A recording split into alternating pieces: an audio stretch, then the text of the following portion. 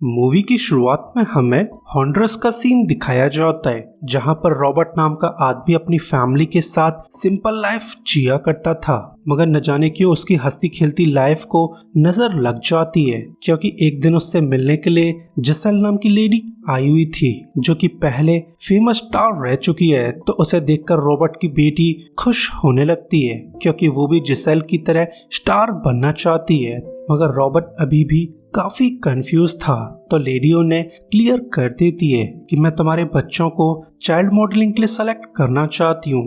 जो बात सुनकर रॉबर्टो की बेटी रोशियो काफी खुश थी, साथ ही उन्हें इस काम के पैसे मिलने वाले थे जिससे घर की फाइनेंशियल कंडीशन थोड़ी सुधर सकती है। तो रॉबर्टो काफी सोच विचार के बाद अपने बच्चों को लेकर जिसेल के स्टूडियो चला जाता है जहां पर बच्चों का फोटोशूट करवाया जाना था, मगर बेचारे रॉबर्ट को अंदर आने की परमिशन नहीं मिलती है। जो जानकर रॉबर्ट काफी परेशान था, मगर फिर भी वो अपने बच्चों की खातिर यहाँ से चला जाता है और फिर एक एक करके बच्चों का फोटोशूट कराया जाता है जिसे कराने में रात हो जाती है। और अब रॉबर्टो अपने बच्चों को घर लाना चाहता है, मगर न जाने क्यों रॉबर्टो को बैड फीलिंग्स आने लगती हैं, मानो कुछ बुरा होने वाला है। और ऐसा होता भी है क्योंकि अब जिसेल का स्टूडियो पूरी तरह से खाली था, जो देखकर रॉबर्टो पैनिक करने लगता है क्योंकि अब उसे एहसास हो चुका था कि ये मॉडलिंग कॉन्ट्रैक्ट प्रोबेबली एक स्कैम था जिसके थ्रू बच्चों को किडनैप करके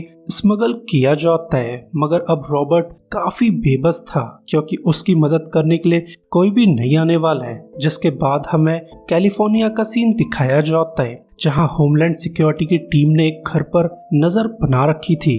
पहले ये घर अर्नेस्ट ओनेस्की का है जो कि असल में चाइल्ड पोर्नोग्राफी का काम किया करता है। तो आज होमलैंड सिक्योरिटी की टीम उसे रंगे हाथ पकड़ना चाहती है। जल्द ही अर्नेस्ट अपनी वेबसाइट पर वीडियोस को अपलोड करने लगता है। जिस बात की खबर होमलैंड सिक्योरिटीज को भी लग जाती है तो वो बिना देरी किए घर में एंटर कर जाते हैं जहां पर अर्नेस्ट को रंगे हाथ पकड़ लिया जाता है। मगर ये सब देखकर एजेंट क्रिस बहुत दुखी था क्योंकि उसे अर्नेस्ट के कलेक्शन में एक फाइल मिल जाती है जहां छोटे छोटे बच्चों का रिकॉर्ड्स रखा गया था। तो वो अपने पार्टनर एजेंट टिम को इन्फॉर्म कर देता है कि अब मैं ये जॉब छोड़ना चाहता हूँ। जो बात जानकर एजेंट टिम काफी कंफ्यूज था, तो क्रिस उसे इन्फॉर्म कर देता है कि ये जॉब बहुत ही पेनफुल है जिस दौर से मैं गुजरना नहीं चाहता हूँ। वैसे भी हमारी कोशिशों का कोई भी फायदा नहीं होने वाला है क्योंकि उन बच्चों को दूसरे कंट्रीज से किडनैप करके यहाँ लाया जाता है। जब तक उन मास्टरमाइंड्स को डिस्ट्रॉय न किया गया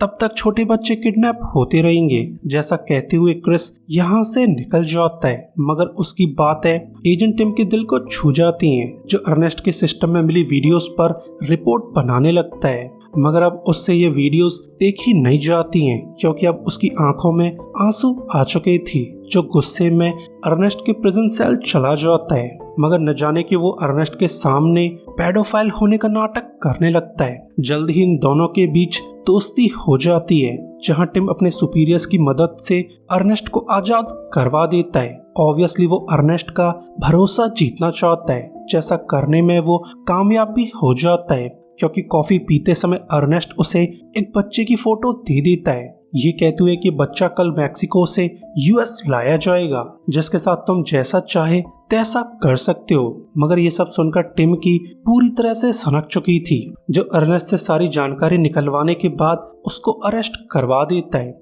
जिसके बाद हमें यूएस मैक्सिको का बॉर्डर दिखाया जाता है जहां पर टिम और पुलिस वाले सभी की गाड़ियों को चेक कर रहे थे।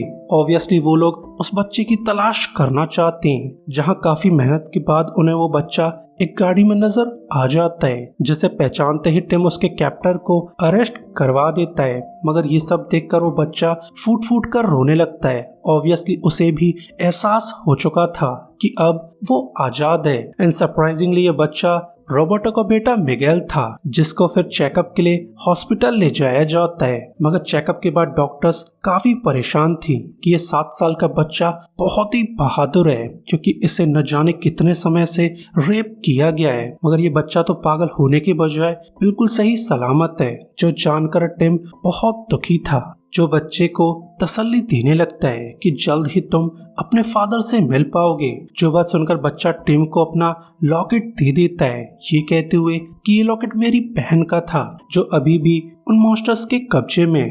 प्लीज ऑफिसर, मेरी बहन को बचा लीजिए। और फिर हमें मिगेल का फ्लैशबैक दिखाया जाता है जहां पर जिसेल ने बच्चों को बेवकूफ बनाकर किडनैप कर लिया था, जिन्हें फिर वैन में पोर्ट ले जाया जाता है। ऑब्वियसली बैड गाइज बच्चों को शिप्स के थ्रू स्मगल करना चाहते हैं, मगर मिगेल की बड़ी बहन रोशियो काफी होशियार थी जो विंडो से बाहर देखने लगती है, जिससे इन बच्चों को पता चल जाता है कि उन्हें काटागाना कोलंबिया ले जाया जा रहा है। मगर अब बच्चे काफी ज्यादा डर चुके थे क्योंकि अब तक उन्हें एहसास हो चुका था कि उनके साथ कुछ बुरा होने वाला है, और ऐसा होता भी है। जल्द ही बच्चों के बायर्स यहाँ आ जाते हैं जहाँ पर अर्लाम का मोटू मिगेल को खरीद लेता है। ऑब्वियसली वो मिगेल से चाइल्ड प्रोस्टिट्यूशन करवाना चाहता था, मगर मिगेल इस काम के लिए साफ इनकार कर देता है, जो बात मोटू को जरा भी पसंद नहीं आती है। जो बच्चे को धमकी देने लगता है कि अगर तुमने मेरी बात न मानी तो तुम्हारी बहन को बहुत बुरी मौत मारा जाएगा।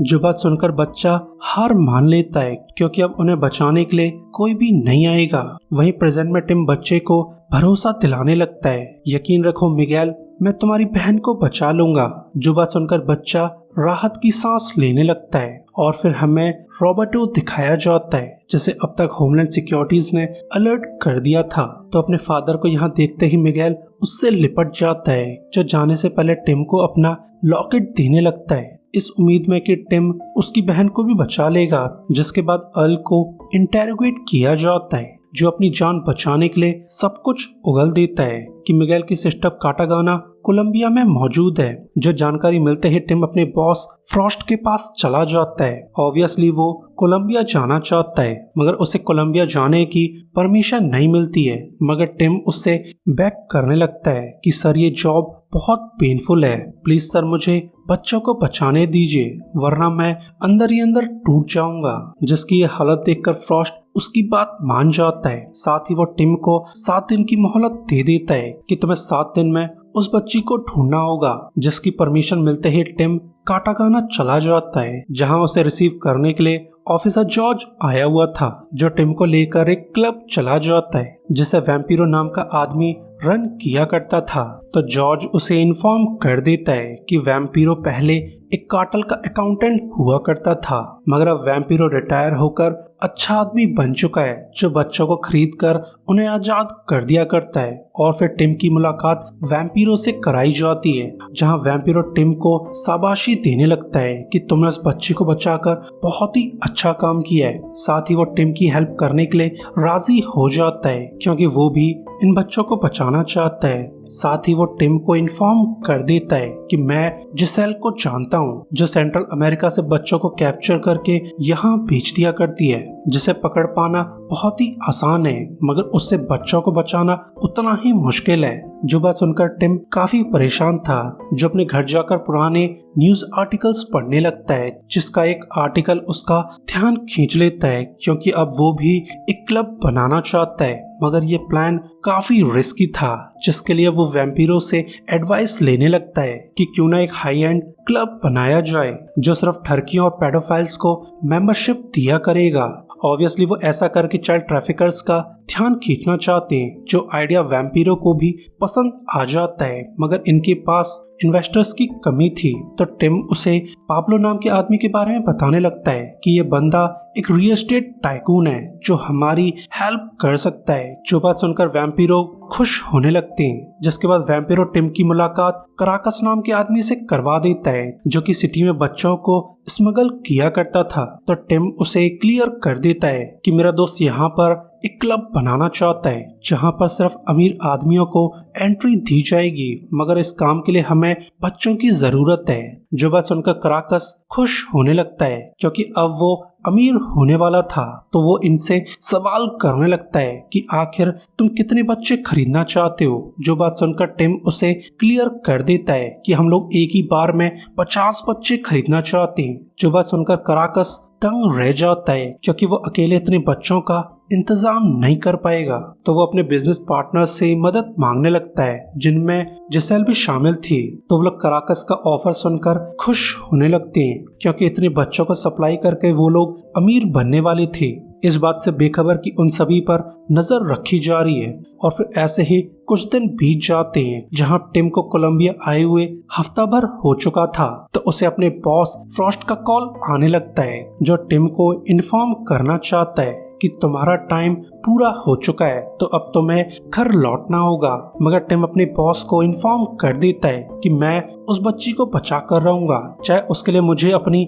जॉब भी छोड़नी पड़े। जहां उसका खराब मूड देखकर वैम्पीरो सवाल करने लगता है कि आखिर तुम बच्चों की मदद क्यों करना चाहते हो। जिस बात का जवाब देने के बजाय टिम सवाल करने लगता है कि आखिर वैम्पीरो तुम बच्चों की मदद क्यों करना चाहते हो। जो बात सुनकर वैम्पीरो उसे क्लियर कर देता है कि मैं पहले कार्टर्स के लिए काम किया करता था, जिस दौरान मैंने उनके लिए बहुत से बुरे काम किए जिन कामों के लिए मुझे भगवान भी माफ नहीं करेगा। जो बात सुनकर टिम भी इमोशनल होने लगता है, पर वैम्पीरो कंटिन्यू करता रहता है कि एक रात मुझे दारू के नशे में एक प्रोस्टिट्यूट पसंद आ गई थी जो प्रोबेबली 20-25 साल की होगी। मगर जब वो लड़की सर्विस पूरी करके घर जाना चाहती थी तब मैंने उसके टोनेल्स पर मौजूद नेल पेंट को नोटिस कर लिया था जिस पर कार्टून कैरेक्टर्स बने हुए थे, जिन्हें देखते ही मुझे एहसास हो गया था कि ये लड़की 20-25 साल के बजाय सिर्फ 14 साल की है, जिसे फोर्सफुली 7 साल से प्रोस्टिट्यूशन करवाया जा रहा है। और वही वो दिन था जिस दिन मुझे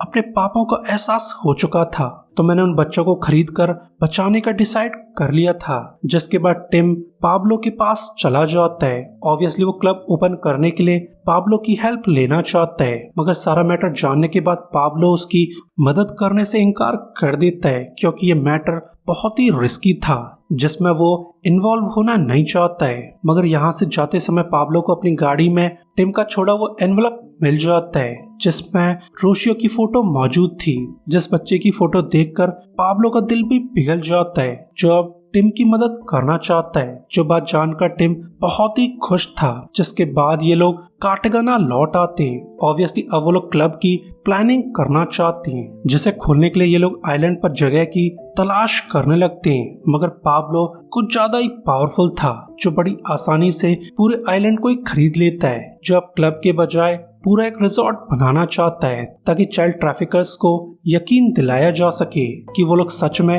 ये बिजनेस करना चाहते हैं। जिसके बाद कराकस अपने दोस्तों को आइलैंड की फोटो दिखाते हुए यकीन दिलाने लगता है कि वो अमीर लोग सच में कुछ बड़ा करना चाहते हैं। तो जिसेल भी सभी की तरह बच्चे सप्लाई करने के लिए राजी हो जाती है। जिसके बाद जिसेल और उसके पार्टनर्स की मुलाकात पाब्लो से करवाई जाती है जहां बच्चों की डील फाइनलाइज होने वाली थी। तो टिम उन्हें क्लियर कर देता है कि हमें लगभग 50 बच्चों की जरूरत है जिन्हें तुम्हें एक हफ्ते के अंदर डिलीवर करना होगा। जो बात सुनकर जिसेल के पार्टनर काफी खुश थे। साथ ही जिसेल भी इस कॉन्ट्रैक्ट पर साइन कर देती है। साथ ही टिम की किस्मत उस पर काफी मेहरबान थी जिसे अपने बॉस फ्रॉस्ट का कॉल आ जाता है जो टिम को इन्फॉर्म कर देता है कि मैंने कोलंबियन यूएस एम्बेसी में बातें कर ली हैं, जो लोग इस मिशन में तुम्हारी हेल्प करने वाले हैं। साथ ही कोलंबियन गवर्नमेंट भी इस रेड में पार्ट लेना चाहती है। जो बात सुनकर टिम बहुत ही खुश था क्योंकि अब उनका काम काफी ज्यादा आसान हो चुका था। जिसके बाद हमें पाब्लो का आइलैंड दिखाया जाता है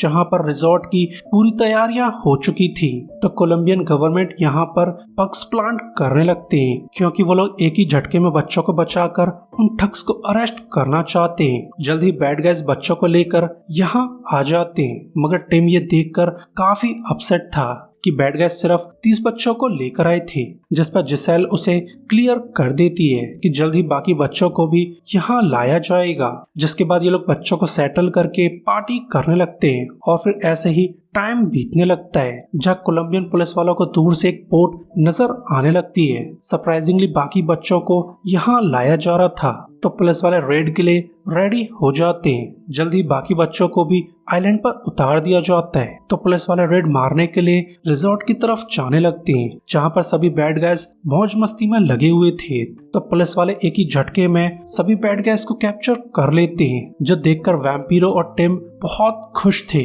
क्योंकि ये 50 से ज्यादा बच्चे अब आजाद होने वाले थे। जल्द ही बच्चों को रेस्क्यू कर लिया जाता है, तो सभी बच्चे इस आजादी का जश्न मनाने लगते हैं, जो देखकर वैम्पिरो के मन को शांति मिलने लगती है। मगर अब टिम बहुत दुखी था क्योंकि इन बच्चों में उसे रोशियो कहीं भी नजर नहीं आ रही थी, जो देखकर टिम अंदर ही अंदर टूटने लगता है। जिसके बाद सभी ठग्स को एक एक करके इंटेरोगेट किया जाता है, तो एक ठग अपनी जान बचाने के लिए इन्हें इन्फॉर्म कर देता है कि रोशियो को तो सबसे पहले ही बेच दिया गया था, जिसे अब तुम कभी भी हासिल नहीं कर पाओगे क्योंकि वो लड़की इस समय कोलंबिया की सबसे खतरनाक जगह पर है। जो बात सुनकर जॉर्ज सीरियस हो जाता है क्योंकि अब ये मिशन फेल होने वाला था, तो वो टिम को इन्फॉर्म कर देता है कि तुम्हें उस लड़की के बारे में भूलना होगा क्योंकि हम चाहकर भी उस लड़की को रेस्क्यू नहीं कर पाएंगे। जो बात सुनकर टिम काफी कंफ्यूज था, तो जॉर्ज उसे क्लियर कर देता है कि कोलंबियन माउंटेन्स के बीच रिबेल्स की एक टेरिटरी है जहां पर कोलंबियन आर्मी और पुलिस वाले भी जाना नहीं चाहते क्योंकि उन्हें देखते ही गोली मार दी जाएगी। और उसी जगह पर रोशियो को रखा गया है क्योंकि इन ठग्स ने रोशियो को रिबेल्स के हवाले कर दिया था, जहां से रोशियो को बचाना लगभग नामुमकिन है। जो बात सुनकर टिम काफी ज्यादा दुखी था, मगर वैम्पिरो इन्हें इन्फॉर्म कर देता है कि दुनिया में एक ऐसा भी ग्रुप है जो रिबेल्स की टेरिटरी में बड़ी आसानी से जा सकता है। ऑब्वियसली वैम्पिरो डॉक्टर्स की बात कर रहा था। जो बात सुनकर इनके दिमाग में अच्छा प्लान आने लगता है। जल्द ही इन दोनों के लिए फेक आईडीज तैयार करवा दी जाती हैं, मगर जॉर्ज उन्हें क्लियर कर देता है कि मैं तुम्हारे साथ रिबेल्स टेरिटरी में जा नहीं पाऊंगा। जो बात जानकर टिम और वैम्पिरो काफी अपसेट थे, मगर फिर भी वो अपने मिशन के लिए रेडी होने लगते हैं, जो दवाइयों को गाड़ी में पैक करके रिबेल्स की टेरिटरी की तरफ जाने लगते हैं। और फिर कई दिन के सफर के बाद ये लोग नदी के पास पहुंच जाते हैं, जिस नदी के थ्रू ये लोग रिबेल्स की टेरिटरी में एंटर कर सकते थे। तो वो एक बोट के थ्रू अंदर जाने लगते हैं, मगर जल्द ही इन्हें ढूंढ लिया जाता है जहां रिबेल्स इन लोगों पर गन तान कर सामानों की चेकिंग करने लगते हैं। सरप्राइजिंगली यहाँ पर दवाइयों के अलावा कुछ भी मौजूद नहीं होता है, तो रिबेल्स इनकी जान बख्श देते हैं। साथ ही रिबेल्स को डॉक्टर्स की जरूरत थी, तो वो एक डॉक्टर को अपने साथ ले जाने के लिए रेडी हो जाते हैं। तो टिम सीक्रेटली वैम्पिरो को इन्फॉर्म कर देता है कि नदी के पार तुम्हें मेरा इंतजार करना होगा क्योंकि आज रात ही मैं उस बच्ची को बचाने वाला हूँ। जैसा कहते हुए वो रिबेल्स के साथ चला जाता है और फिर काफी लंबे सफर के बाद ये लोग रिबेल्स के गांव पहुंच जाते हैं, जहां पर बच्चों से अफीम की खेती करवाई जाती है। जो सब देखकर टिम बहुत दुखी था। जल्दी रिबेल्स का सरदार यहाँ आ जाता है, जो टिम को देखकर उसकी हिम्मत की दाद देने लगता है कि लड़के तुम बहुत बहादुर हो जो तुमने यहाँ आने की हिम्मत की। और फिर वो टिम से खुश होकर उसे परमिशन दे देता है कि तुम सभी रिबेल्स का चेकअप कर सकते हो। जिस चेकअप का बहाना बनाकर टिम पूरे गांव की तलाशी लेने लगता है। ऑब्वियसली वो रोशियो को ढूंढना चाहता है। जल्द ही उसे बच्चों में रोशियो मिल जाती है, तो वो रोशियो का चेकअप करने के बहाने से उसे इन्फॉर्म कर देता है कि मैं एक पुलिस वाला हूँ जो तुम्हें बचाने के लिए यहाँ आया हुआ है। जो बात जानकर रोशियो काफी सरप्राइज थी, तो टिम उसे इन्फॉर्म कर देता है कि आज रात ही हम लोग यहाँ से भागने वाले हैं, तो तुम्हें भागने के लिए रेडी होना पड़ेगा। मगर तभी यहाँ पर रिबेल्स का लीडर आ जाता है, जो टिम से बाकी लोगों का चेकअप करवाना चाहता है। तो टिम उसके साथ रिबेल्स का चेकअप करने के लिए यहाँ से चला जाता है। जिस काम को करते करते रात हो जाती है, तो रात को रिबेल्स बिना टेंशन के पार्टी करने लगते हैं। इस बात से बेखबर कि टिम लड़की को बचाना चाहता है, मगर वो रोशियो को बचा पाता उससे पहले ही रिबेल्स का लीडर यहाँ आ जाता है, जो ऑब्वियसली रोशियो के साथ बदसलूकी करना चाहता है। मगर ये सब टिम से देखा नहीं जाता है, जो एक ही झटके में इस रिबेल लीडर को ऊपर पहुंचा देता है। तो अपने दुश्मन को मरता हुआ देखकर रोशियो फूट फूट कर रोने लगती है, जिसके बाद टिम अंधेरे का फायदा उठाकर बच्ची को लेकर यहाँ से निकल जाता है। और जब तक रिबेल्स को इस बात का पता चलता है तब तक बहुत देरी हो चुकी थी, क्योंकि टिम अब तक बच्ची को लेकर नदी पार कर चुका था, जहां पर वैम्पीर और जॉर्ज उसे लेकर यहाँ से निकल जाते हैं। ऑब्वियसली उनका पीछा किया जाता है, मगर जॉर्ज उन्हें चकमा देकर निकलने में कामयाब हो जाता है और अब बच्ची पूरी तरह से आजाद थी। तो टिम उस बच्ची को लॉकेट देने लगता है, ये कहते हुए कि ये लॉकेट तुम्हारा है। जिसके बाद हमें हॉस्पिटल का सीन दिखाया जाता है, जहाँ पर बच्ची का इलाज करवाया जा रहा था। तो वो ये देखकर दंग रह जाती है, क्योंकि उसका फादर रॉबर्टो यहाँ आ चुका था। तो वो खुशी से अपने फादर को गले लगा लेती है, साथ ही उसका भाई मिगेल भी यहाँ मौजूद था। तो बच्ची अपने छोटे भाई को भी गले लगा लेती है, जो देखकर टिम बहुत खुश था। और फिर हमें लास्ट सीन में बताया जाता है कि टिम ने जॉर्ज के साथ मिलकर बहुत से चाइल्ड ट्रैफिकर्स को कैप्चर करवा दिया था। साथ ही चाइल्ड ट्रैफिकिंग से रिलेटेड बिल्स भी पास करवाए गए थे, मगर आज भी मिलियंस की तादाद में बच्चों को कैप्चर किया जा रहा है। कुछ करना होगा, क्योंकि आज के दौर में भी खुलेआम बच्चों को गुलाम बनाया जा रहा है। और इसी के साथ ये पेनफुल स्टोरी एंड हो जाती है। सो गाइस, वीडियो के लिए लाइक और सब्सक्राइब कर दीजिए ताकि हमें आपका सपोर्ट मिलता रहे।